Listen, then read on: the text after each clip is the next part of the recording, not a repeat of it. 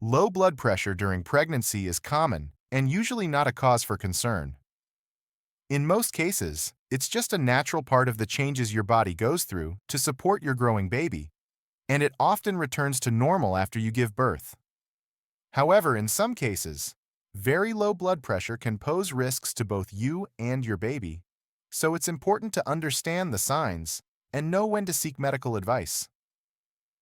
In this video, we'll break down why this happens, what to expect, and some practical steps you can take to manage it.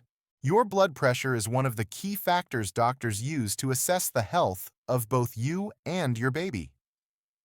According to the American Heart Association, a normal reading is less than 120/80 millimeters of mercury.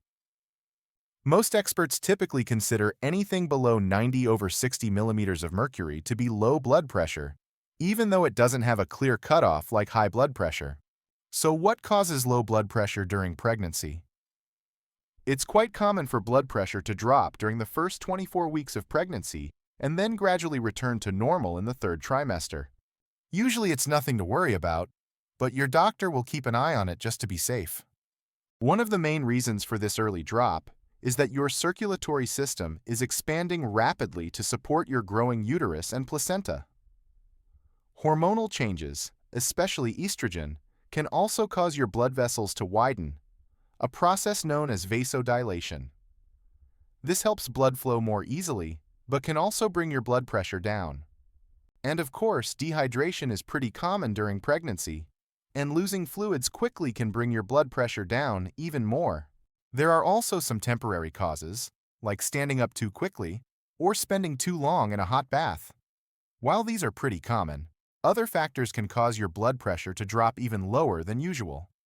This can include things like prolonged bed rest, anemia from not getting enough nutrients like vitamin B12, folic acid, and iron, or heart problems, like a slow heart rate, or issues with your heart valves.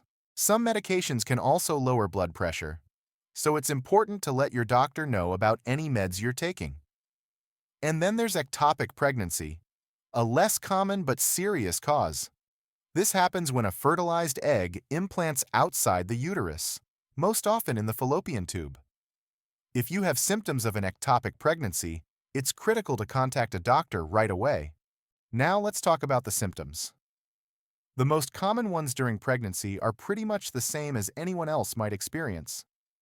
They can include dizziness or lightheadedness, especially when you stand up or sit up quickly, nausea, general fatigue that tends to get worse as the day goes on, rapid or shallow breathing, and vision problems like blurred or double vision.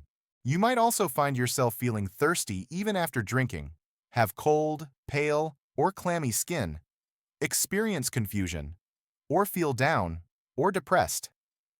If you notice any of these symptoms and they're causing problems, make sure to reach out to your doctor.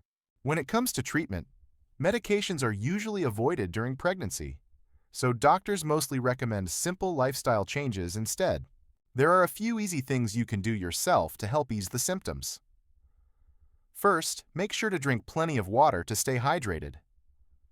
When you're getting up from sitting or lying down, take it slow and don't rush.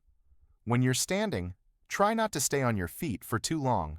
Also, eating smaller meals throughout the day can help. Big meals can actually make your blood pressure drop because your body has to work harder to digest them, sending more blood to your stomach and intestines and less to the rest of your body. When you're bathing, avoid hot showers or baths since the heat can cause your blood vessels to widen. After your bath, put on loose, comfy clothes. It'll help you feel more relaxed and free, especially if you're feeling a bit dizzy. And when it's time to sleep, try lying on your left side. This helps prevent your heavy uterus from pressing on your blood vessels and keeps your blood flowing better. After all, low blood pressure during pregnancy is quite common and usually nothing to worry about. Most of the time you can manage it at home with a bit of rest and a few simple lifestyle adjustments. If you found this video helpful, give it a thumbs up, drop a comment below, and I wish you and your baby all the best. And don't forget to subscribe to Blood Pressure Healthcare for more expert tips on managing and maintaining healthy blood pressure. Stay healthy and we'll see you in the next video.